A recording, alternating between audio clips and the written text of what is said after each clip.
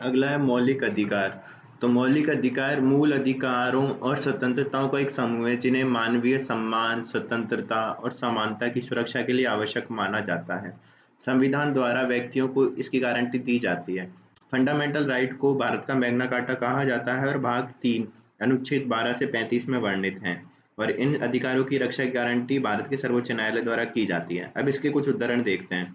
तो पहला, मौलिक अधिकार राज्य के अत्याचार के विरुद्ध ढाल और तलवार दोनों हैं। किसने बोला है? प्रोफेसर उपेंद्र बख्शी ने। तो ये ढाल और तलवार दोनों हैं। फिर संविधान की नजर में हम सब एक हैं और हमारे बीच ऊंच नीच, अमीर गरीब का कोई भेद नहीं है। और राज्य समानता के सिद्धांत पर आधारित होगा। राजेंद्र प्रसाद समानता के अधिकार के लिए बोलते हैं। फिर है मन की स्वतंत्रता ही वास्तविक स्वतंत्रता है, यह किसी के अस्तित्व का प्रमाण है। तो ये अंबेडकर जी ने बोला था अनुच्छेद 21 के लिए। ठीक है। फिर मन की खेती मानव अस्तित्व का अंतिम लक्ष्य होना चाहिए। तो मन की खेती मानव अस्तित्व का अंतिम लक्ष्य होना चाहिए, अनुच्छेद 21 के लिए फिर से उन्होंने ही बोला।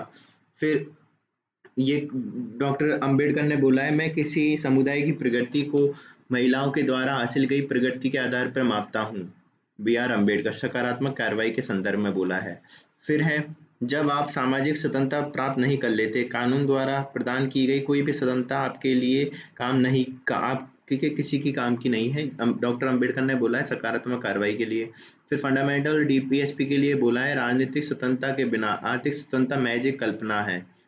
फिर अंबेडकर जी ने बोला है, अनुच्छेद 32 संविधान की आत्मा और हृदय है। तो निष्कर्ष के लिए अपन लिखेंगे जैसे कि जो लोग अस्थायी सुरक्षा खरीदने के लिए आवश्यक स्वतंत्रता छोड़ देंगे, वे ना तो स्वतंत्रता के लायक है और ना ही सुरक्षा के। बेंजामिन फ्रैंकलिन ने बोला था। इस प्रकार एक स्वतंत्र और लोकतांत्रिक समाज की भलाई के लिए फंडामेंटल राइट्स का संरक्षण संवर्धन महत्वपूर्ण है। तो ये अपन उत्तर के एंड में लिखेंगे। फिर विशेषताएं क्या हैं अपने फंडामेंटल राइट्स और इनकी? तो संवैधानिक गारंटी है जैसे कि समानता के अधिकार की। संविधान के भाग 3 में निहित विधायी हस्तक्षेप के विरुद्ध कानूनी रूप से लागू करने योग्य है। फिर न्यायोचित अधिकार है। तो सर्वोच्च न्यायालय अनुच्छेद 32 और उच्च न्यायालय अनुच्छेद 226 मौलिक अधिकारों को लागू करने के लिए रिट जारी कर सकते हैं। जैसे कि अवैध रूप से हिरासत में लिए गए व्यक्ति को रिहा करने के लिए बंदी प्रत्यक्षीकरण। फिर अनिरपेक्ष प्रकृति है। तो ये अधिकार निरपेक्ष नहीं है बल्कि योग्य है, राज्य पर उचित प्रतिबंध लगा सकते हैं। जैसे कि सार्वजनिक व्यवस्था और सुरक्षा के लिए अभिव्यक्ति की स्वतंत्रता पर प्रतिबंध, अनुच्छेद 19 तो। फिर अनुलंघनीय का अधिकार, तो आपातकाल की स्थिति को छोड़कर निलंबित नहीं किया जा सकता, अनुच्छेद 352 में दिया है। और गैर अपमानजनक अधिकार अनुच्छेद 20 और 21 संरक्षित रहते हैं।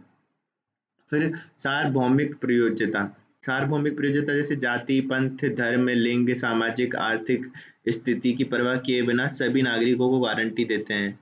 फिर है नकारात्मक दायित्व, राज्य को व्यक्तिगत स्वतंत्रता का उल्लंघन करने वाली कार्रवाई करने से रोकते हैं। जैसे कि बोलने और अभिव्यक्ति की स्वतंत्रता है, अनुच्छेद 19 में गैर कानूनी सेंसरशिप को रोकती है। फिर सकारात्मक दायित्व, तो अधिकारों की प्राप्ति सुनिश्चित करने के लिए राज्य से कदम उठाने की अपेक्षा करते हैं, जैसे निःशुल्क शिक्षा और अनिवार्य शिक्षा प्रदान करने वाला अनुच्छेद 21A। फिर रुचियों को संतुलन करने करता है, जैसे न्यायपालिका सुनिश्चित करती है कि राज्य की कार्रवाइयां व्यक्तिगत स्वतंत्रता पर अन्यायपूर्ण उल्लंघन न करे। जैसे केएस पुट्टस्वामी मामला 2017, सुप्रीम कोर्ट ने निजता के अधिकार को अनुच्छेद 21 के तहत मौलिक अधिकार घोषित किया। फिर विकसित होती व्याख्या, सुप्रीम कोर्ट प्रगतिशील व्याख्याओं के माध्यम से अधिकारों के दायरे का विस्तार करता है।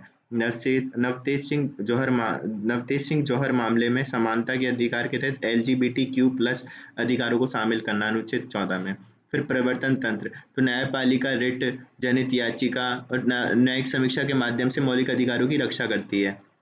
जीवन के अधिकार, अनुच्छेद 21 के हिस्से के रूप में पर्यावरण अधिकारों के उल्लंघन को संबोधित करने के लिए दायर जनहित याचिकाएं। तो ये इसकी क्या हो गई, विशेषताएं हो गई अपने किन की, फंडामेंटल राइट्स की। अब इनके महत्व क्या है? तो ये राजनीतिक लोकतंत्र को आगे बढ़ाते हैं। तो नागरिकों को राय व्यक्त करने, सार्वजनिक संवाद में भाग लेने की सुविधा प्रदान करके सत्तावादी शासन की स्थापना को विफल करता है। अनुच्छेद 19 सेंसरशिप और प्रतिशोध के डर के बिना राय व्यक्त करने और सरकारी नीतियों की आलोचना करने की स्वतंत्रता देता है। फिर व्यक्तिगत स्वतंत्रता की सुरक्षा करता है। तो जैसे कि विवरण राज्य की मनमानी कार्यवाहियों के विरुद्ध एक ढाल के रूप में कार्य करना और व्यक्तियों को सरकारी उत्पीड़न से मनाना, अनुच्छेद 21। फिर व्यक्तिगत कल्याण को बढ़ावा देना, जैसे शिक्षा के अधिकार। तो सीधे अपन पहलू देखते हैं। महत्व क्या है? राजनीतिक लोकतंत्र को आगे बढ़ाना, जैसे अनुच्छेद 19, जैसे सेंसरशिप या प्रतिशोध के डर के बिना राय व्यक्त करना। ठीक है। फिर व्यक्तिगत स्वतंत्रता की सुरक्षा, अनुच्छेद 21। फिर व्यक्तिगत कल्याण को बढ़ावा देना, शिक्षा का अधिकार, अनुच्छेद 21 ए। सामाजिक न्याय और समानता को बढ़ाना, जैसे अनुच्छेद 14, 15, 16 भेदभाव पर रोक लगाता है और सकारात्मक कार्यों का प्रावधान करता है। फिर अल्पसंख्यक अधिकारों की रक्षा करता है। तो अनुच्छेद 29 और 30 अल्पसंख्यक अधिकारों की रक्षा करता है। फिर कानूनी संरक्षण और प्रवर्तन, अनुच्छेद 32 और 226 मौलिक अधिकारों को न्यायिक प्रवर्तन करता है। ठीक है। अब इन पे सीमाएं और आलोचना क्या है? तो सीमित प्रगति है, जैसे कि रोजगार का अधिकार, सामाजिक सुरक्षा का अधिकार। ठीक है। ये इसके उदाहरण हो गए। सीमित प्रगति है, जैसे स्वतंत्र और गुणवत्तापूर्ण जीवन जीने के लिए आवश्यक सामाजिक और आर्थिक अधिकारों को शामिल नहीं कर रखा है, उदाहरण के लिए अपन बता दिए। फिर अस्पष्टता है, जैसे कि मौलिक अधिकारों को परिभाषित करने में प्रयुक्त कुछ शब्द अस्पष्ट हैं, जिससे कार्यान्वयन संबंधी समस्या पैदा होती है, उदाहरण के लिए सार्वजनिक व्यवस्था, अनुच्छेद 19(2). फिर परिवर्तनशील स्वभाव है, सरकार मौलिक अधिकारों में संशोधन कर सकती है या उन्हें खत्म कर सकती है, जिससे वे सत्ता में बैठे लोगों द्वारा किए गए बदलावों के प्रति असुरक्षित हो जाएंगे। जैसे 44वें संविधान संशोधन अधिनियम 1978 ने संपत्ति के अधिकार को मौलिक अधिकार से हटा दिया। फिर आपातकाल के दौरान निलंबन, तो अनुच्छेद 20-21 को छोड़कर राष्ट्रीय आपातकालन के दौरान मौलिक अधिकारों को निलंबित किया जा सकता है, अनुच्छेद 352 के प्रवर्तन के दौरान।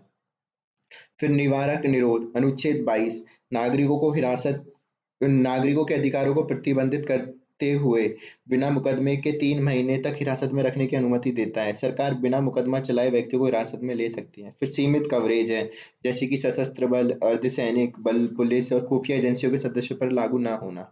ठीक है।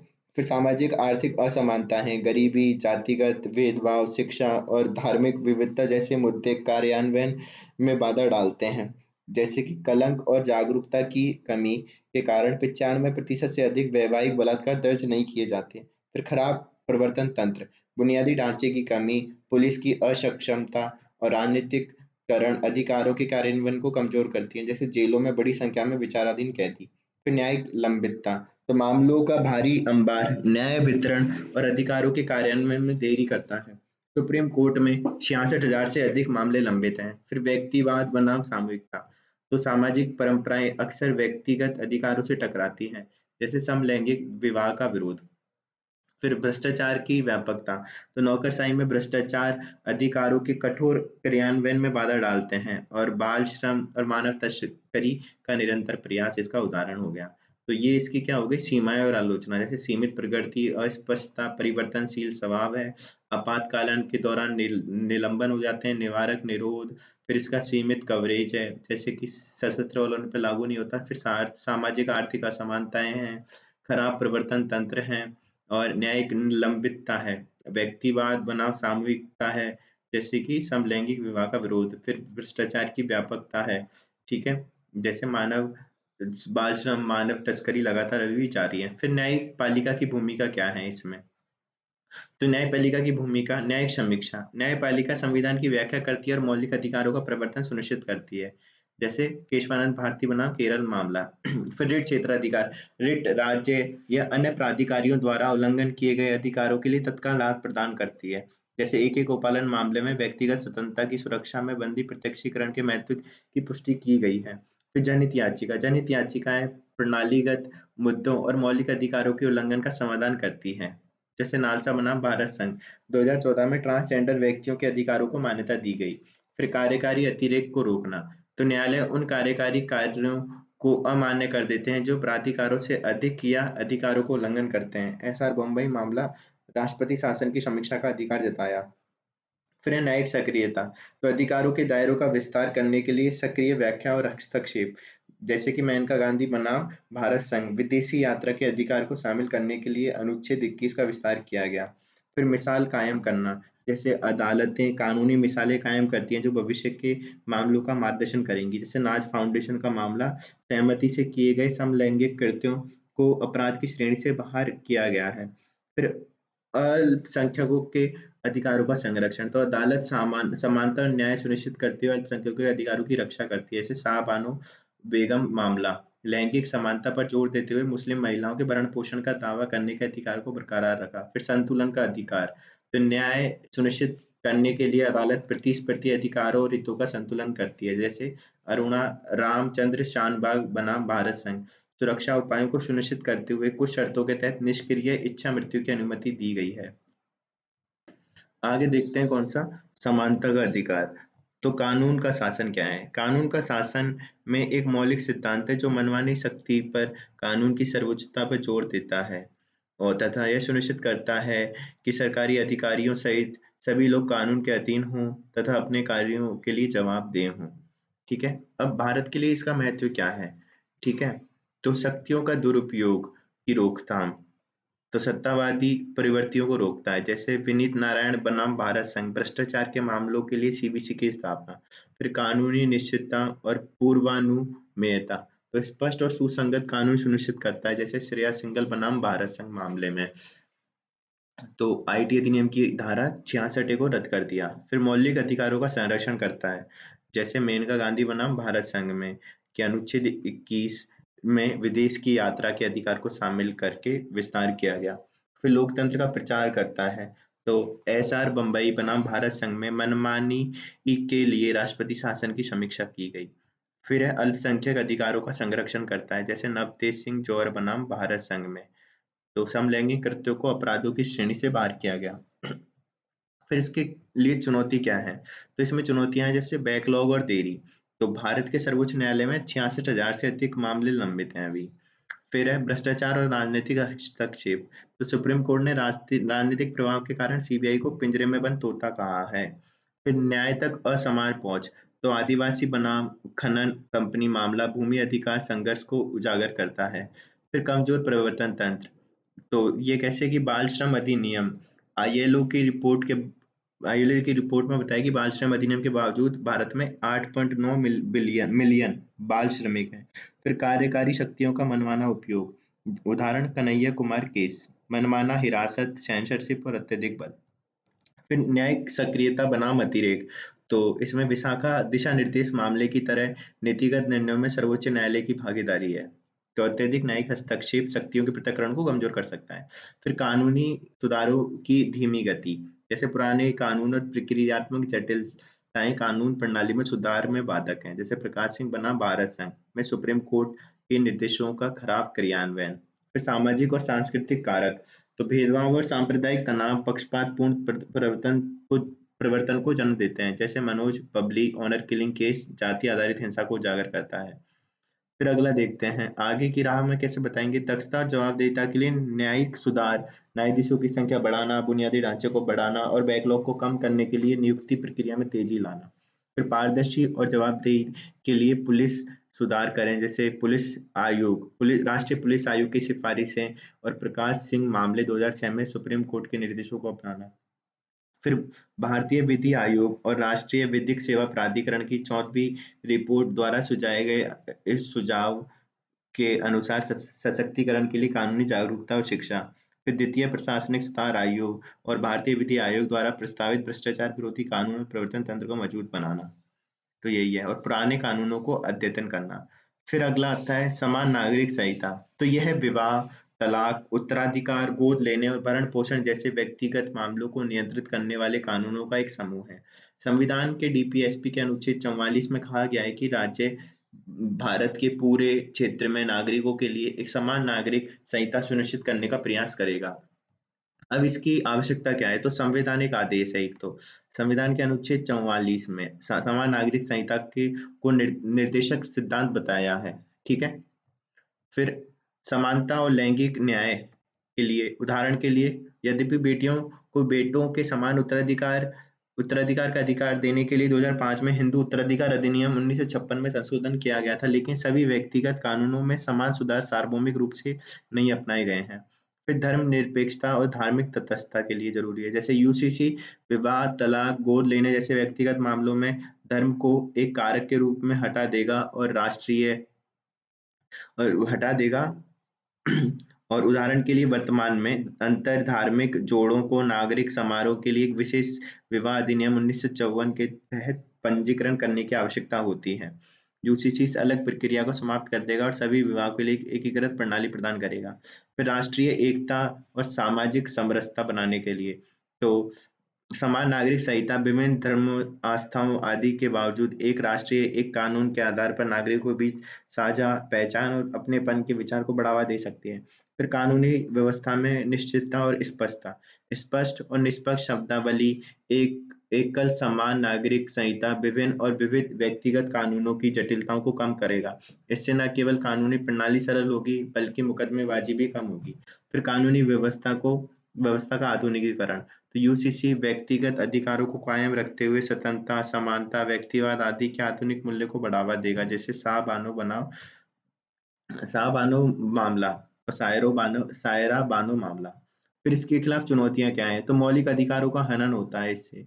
आलोचकों का तर्क है यूसीसी धार्मिक स्वतंत्रता अनुच्छेद 25 और सांस्कृतिक संरक्षण अनुच्छेद 29 के अधिकारों का उल्लंघन करता है। तो सांस्कृतिक बहुलवाद, तो उदाहरण जैसे आदिवासी और मुसलमान और ईसाइयों को सांस्कृतिक प्रथाओं प्रथाओं के खोने का डर है। फिर विविध व्यक्तिगत कानूनों के कारण जटिलता, तो जैसे विशेष विवाह अधिनियम 1954 चचेरे भाइयों के बीच विवाह पर प्रतिबंध लगाता है, लेकिन कुछ समुदाय में यह आम बात है। फिर धर्मनिरपेक्ष कानूनों की उपस्थिति, जैसे मौजूदा आपराधिक प्रक्रिया संहिता, भरण पोषण और घरेलू हिंसा अधिनियम की धारा 125। फिर है जागरूकता एवं सभ्यता का अभाव है। कम जागरूकता और सभ्यता की खराब भावना यूसीसी कार्यान्वयन में बाधा डालती है। फिर राजनीतिक सहमति का अभाव है। वोट बैंक की चिंताओं के कारण राजनीतिक दल यूसीसी का स्पष्ट रुख अपनाने से बचते हैं। फिर प्रवर्तन में व्यवहारिक कठिनाई है। यूसीसी को लागू करने में सांस्कृतिक दृष्टिकोण को बदलना, नेताओं से परामर्श करना और प्रवर्तन तंत्र बनाना शामिल होगा। सुप्रीम कोर्ट के मामले क्या हैं इससे रिलेटेड? तो सहारा बानो बेगम केस 1985 अनुच्छेद 14 के तहत लैंगिक समानता के आधार पर भरण पोषण प्रदान करना, सरकार को यूसीसी बनाने का निर्देश दिया। फिर एक है सलाह मुद्गल केस, इसमें हिंदू कानूनों के तहत विरासत के अधिकारों को संबोधित किया और सरकार को यूसीसी की दिशा में उठाए गए कदमों की रिपोर्ट देने का निर्देश दिया। फिर एक है लिली थॉमस बनाम भारत संघ, एक ईसाई बहू को विरासत के अधिकारों से भेदभावपूर्ण इनकार पर प्रहार किया गया। फिर सायरा बानो बनाम यूनियन ऑफ इंडिया, तो मुस्लिम व्यक्तिगत कानूनों में सुधार की आवश्यकता पर प्रकाश डालते हुए तत्कालीन ती, तत्काल तीन तलाक को असंवैधानिक घोषित किया। तो ये सब है। तो आगे की राह क्या है? तो आम सहमति और जन जागरूकता का निर्माण करना, पहले तो धार्मिक समूह, कानूनी विशेषज्ञों और सामाजिक कार्यकर्ताओं के प्रतिनिधियों के साथ समान नागरिक संहिता पर एक राष्ट्रीय आयोग की स्थापना करना। फिर अल्पसंख्यक चिंताओं को संबोधित करना, बहुधार्मिक सलाहकार परिषद की स्थापना करके जो मूल सिद्धांतों में एकरूपता बनाए रखते हुए यूसीसी ढांचे के भीतर विविध रीति रिवाज को कैसे शामिल किया जाए, इस पर सलाह देगी। फिर कार्मिक कार्यान्वयन और सामाजिक परिवर्तन, विवाह कानून में सुधार और भारतीय विधि आयोग की रिपोर्ट 2018 ने बहस और चर्चा के माध्यम से समुदाय के बीच आम सहमति बनाकर चरणबद्ध कार्यान्वयन की सिफारिश की। फिर राजनीतिक इच्छा शक्ति और नेतृत्व, तो राजनीतिक दलों को राष्ट्रीय एकता और सामाजिक न्याय पर ध्यान केंद्रित करते हुए यूसीसी के बारे में रचनात्मक बातचीत करनी चाहिए। समुदाय के भीतर लैंगिक समानता, जैसा कि 21वें विधि आयोग ने सुझाव दिया, सरकार को समुदायों के बीच समानता पर ध्यान देने से पहले उसी समुदाय में पुरुष और महिलाओं के बीच समानता सुनिश्चित करने पर ध्यान देना चाहिए। तो ये हो गई यूसीसी की बात। अब है आरक्षण से रिलेटेड मामला। तो आरक्षण केवल प्रतिनिधित्व के बारे में नहीं है, ये सशक्तिकरण के बारे में है। समाज के हाशिए पर रहने वाले वर्गों के सामाजिक परिवर्तन और आर्थिक उत्थान के लिए उपकरण है, अम्बेडकर जी ने बोला था। तो ये केवल प्रतिनिधित्व नहीं है, सशक्तिकरण के बारे में है। समाज के हाशिए पर रहने वाले वर्गों के सामाजिक परिवर्तन और आर्थिक उत्थान के लिए उपकरण है। ठीक है। आरक्षण केवल एक राजनीतिक मुद्दा नहीं है, सामाजिक न्याय की अनिवार्यता है। अम्बेडकर जी ने ये भी बात बोली थी। ठीक है। फिर आगे चलें, इसके आधार क्या हैं? तो अनुसूचित जाति, अनुसूचित जनजाति, इनका ऐतिहासिक अन्याय और सामाजिक बहिष्कार। ठीक है। फिर ओबीसी, ओबीसी का क्या समर्थन है? सामाजिक और शैक्षणिक पिछड़ापन। फिर आर्थिक रूप से कमजोर वर्ग का क्या है? आर्थिक अभाव और संसाधनों तक पहुंच की कमी। फिर महिलाओं का क्या है? लिंग आधारित भेदभाव और कम प्रतिनिधित्व। अल्पसंख्यकों के लिए क्या है? सामाजिक आर्थिक हाशियाकरण और भेदभाव और प्रतिनिधित्व की कमी। फिर विकलांग व्यक्ति के लिए क्या है? समान अवसर और आवास प्रदान करके समावेशन, पहुंच और भागीदारी सुनिश्चित करना। फिर भूतपूर्व सैनिकों के लिए क्या है, राष्ट्र के प्रति उनकी सेवा को पहचानने और समाज में उनके पुनः एकीकरण की सुविधा प्रदान करना। तो ये सब है इनके लिए आरक्षण। फिर आरक्षण के बढ़ती मांग के पीछे के कारण क्या है, तो कथित भेदभाव, भेदभाव जैसे ओबीसी दर्जे के लिए गुजरात में पाटीदार आंदोलन। ठीक है, तो इसमें क्या बता रहे हैं कि निचली जातियों के लिए आरक्षण से उच्च जातियों में विपरीत भेदभाव की भावना पैदा हो जाती है। ठीक है, फिर है अवसरों के लिए प्रतिस्पर्धा। तो एम.एन. श्रीनिवास, पारंपरिक कृषि भूमिकाओं कम होने से प्रमुख जातियों पर आर्थिक अवसर सुरक्षित करने का दबाव है, जैसे महाराष्ट्र में मराठा आरक्षण विरोध। फिर है आर्थिक विषमताएं, इन समुदायों के कुछ वर्गों को गरीबी का अनुभव हो सकता है या संसाधनों तक पहुंच की कमी हो सकती है, जैसे राजस्थान में ब्राह्मण संगठन आर्थिक आरक्षण की मांग कर रहे हैं। फिर नौकरी की सुरक्षा, तो योगेंद्र सिंह, कृषि अर्थव्यवस्थाओं से नौकरी आधारित अर्थव्यवस्थाओं में बदलाव से नौकरी सुरक्षा की मांग बढ़ी है। कृषि संकट के बीच पटेल आरक्षण की मांग कर रहे हैं। फिर पहचान की राजनीति और लामबंदी, तो उत्तर प्रदेश चुनाव में बसपा और सपा जातिगत शिकायतों का फायदा उठा रही है। फिर सकारात्मक कार्रवाई के खिलाफ प्रतिक्रिया है, तो प्रमुख जातियों द्वारा आरक्षण नीतियों के विरोध को अनुचित और भेदभावपूर्ण माना जाता है, जैसे दिल्ली विश्वविद्यालय में उच्च जाति के छात्रों द्वारा आरक्षण विरोधी प्रदर्शन 2006 में। फिर सामाजिक स्थिति, तो लुई डोमोंट राजनीतिक और आर्थिक माध्यमों से उच्च सामाजिक स्थिति की आकांक्षा की बात करते हैं, जिसमें राजस्थान में राजपूत आरक्षण की मांग कर रहे हैं। फिर अन्याय की भावना, तो प्रमुख जातियों के सदस्य पूर्वजों के कार्यों के लिए दंडित महसूस करते हैं, जैसे SC/ST अत्याचार अधिनियम संशोधन 2018 के खिलाफ राजस्थान में ऊंची जातियों का विरोध प्रदर्शन। फिर पहचान का दावा, प्रमुख जातियों द्वारा आरक्षण की मांग जातिगत पहचान और एकजुटता के व्यापक दावे को दर्शाती है, जैसे हरियाणा में जाट आरक्षण आंदोलन। तो ये है। फिर इसके लिए चुनौतियाँ क्या हैं? तो जाति का राजनीतिकरण और राजनीति का जातिकरण, जैसे वोट बैंक की राजनीति और पहचान आधारित लामबंदी आरक्षण नीतियों के मूल उद्देश्यों को कमजोर करती हैं, जैसे सामाजिक आर्थिक विकास और समानता के व्यापक मुद्दों से ध्यान भटकता है। उदाहरण के लिए पटेल, मराठा आदि प्रमुख समुदाय द्वारा आरक्षण की मांग। फिर जातिगत पहचान को मजबूत करना, जाति पर आधारित वितरणात्मक न्याय जाति की पहचान को मजबूत करता है और जाति-विहीन समतावादी समाज की स्थापना के लिए चुनौतियां पैदा करता है, जैसे मराठा आंदोलन। फिर कलंक और रूढ़िवादिता, तो आरक्षित श्रेणियों के व्यक्तियों को भेदभाव का सामना करना पड़ सकता है या उनकी योग्यता और क्षमताओं के लिए पहचाने जाने के बजाय अधिमान्य उपचार के लाभार्थियों के रूप में माना जा सकता है। फिर क्रीमी-लेयर, SC और ST के क्रीमी-लेयर की अनुपस्थिति और OBC के लिए उच्च क्रीमी-लेयर की सीमा जाति के भीतर वर्ग को जन्म देती है। फिर पिछड़ापन सूचकांक, पिछड़ेपन को निर्धारित करने के लिए उपयोग की जाने वाली मानदंड, जैसे कि सामाजिक और शैक्षिक संकेत अभाव को नुकसान की जमीनी हकीकत को सटीक रूप से प्रतिबंधित नहीं कर सकते। परिणाम स्वरूप योग्य व्यक्तियों को आरक्षण से लाभ से बाहर रखा जा सकता है, जबकि अपेक्षाकृत विशेषाधिकार प्राप्त व्यक्तियों को लाभ मिलता रह सकता है। फिर प्रमोशन में आरक्षण, तो सरकारी संस्थाओं में समग्र उत्पादकता प्रदर्शन को प्रभावित करते हुए अक्षमता को बढ़ावा देना, योग्यता आधारित चयन प्रक्रिया से समझौता करना, ये सब। और आरक्षण पर निर्भरता, आरक्षण नीतियों पर अत्यधिक निर्भरता प्रणालीगत असमानताओं को दूर करने के प्रयास और स्वास्थ्य और शिक्षा जैसे सामाजिक आर्थिक विकास के समग्र उपायों में निवेश को हतोत्साहित कर सकती है। तो ये सब है। ठीक है, अब देखते हैं अनुच्छेद 19-22 के तहत स्वतंत्रता का अधिकार। तो अनुच्छेद 19(1)(a) बोलने की अभिव्यक्ति स्वतंत्रता देता है और इस पे प्रतिबंध है, जैसे भारत की संप्रभुता, अखंडता, राज्य की सुरक्षा, विदेशी राज्यों के साथ मैत्रीपूर्ण संबंध, सार्वजनिक व्यवस्था, शालीनता और नैतिकता के हितों में अदालत की अवमानना, मानहानि या किसी अपराध के लिए उकसाने के संबंध में प्रतिबंध। फिर अनुच्छेद 19(1)(b) ये क्या है?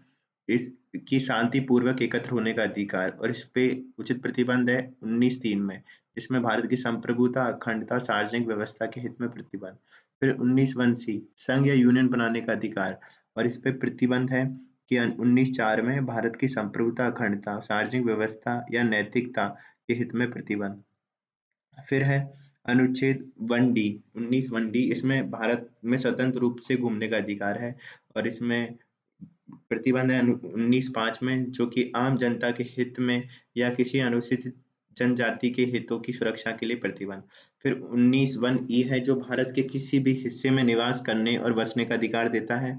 और प्रतिबंध है 19(5) में जो आम जनता के हित में या किसी अनुसूचित जनजाति के हितों में सुरक्षा के लिए प्रतिबंध। फिर 19(1)g है जो किसी भी पेशे को अपनाने या कोई भी व्यवसाय या व्यापार का व्यवसाय करने का अधिकार देता है। और प्रतिबंध है 19(6) में आम जनता के हितों में किसी या फिर अनुसूचित जनजाति के हितों की सुरक्षा के लिए या पेशेवर योग्यता या तकनीकी मानकों जैसे उचित आवश्यकताओं के आधार पर प्रतिबंध लगा सकते हैं। फिर आता है अनुच्छेद 20(1). तो अनुच्छेद 20(1) क्या कहता है? कार्योत्तर कानूनों के विरुद्ध संरक्षण। तो किसी भी व्यक्ति को कार्य के समय लागू कानून के उल्लंघन तो किसी भी व्यक्ति को कार्य के समय लागू कानून के उल्लंघन के अलावा किसी भी अपराध के लिए दोषी नहीं ठहराया जाएगा। फिर अनुच्छेद है 20(2).